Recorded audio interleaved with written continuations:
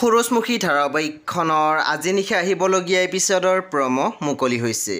আজিৰ প্ৰমৰ প্ৰথম ভাগত আমি দেখিবলৈ পাইছোঁ পৰীয়ে কৈ আছিল, তই মই ঘৰলৈ উভতি অহাই ভাল পোৱা নাই নেকি?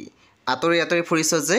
তেতিয়া পুৱতি মাত দিছিল, ভাল পোৱা বেয়া পোৱা কথা নহয় বা, ঘৰখনত যিহে পৰিস্থিতিৰ সৃষ্টি হৈছে মোৰ পঢ়া থোৱা চাঙত উঠিছেগৈ। তাৰপিছত আমি প্ৰমোদ দেখিবলৈ পাইছোঁ ত্ৰিদীপৰ মাকে কৈ আছিল, পৰীৰ চৰিত্ৰ এনেকুৱা হ'ব বুলি মই ভবা নাছিলোঁ। সোণ বুলি ভাবোঁতে যে তাই পিতল ওলাব মোৰ বিশ্বাসেই হোৱা নাই। তাৰপিছত আমি প্ৰমোদ দেখিবলৈ পাইছোঁ পৰীয়ে কৈ আছিল, বাহিৰৰ মানুহৰ লগত যুঁজিব পাৰি, কিন্তু নিজৰ মানুহৰ লগত যুঁজিলে মানুহ দুৰ্বল হৈ যায়।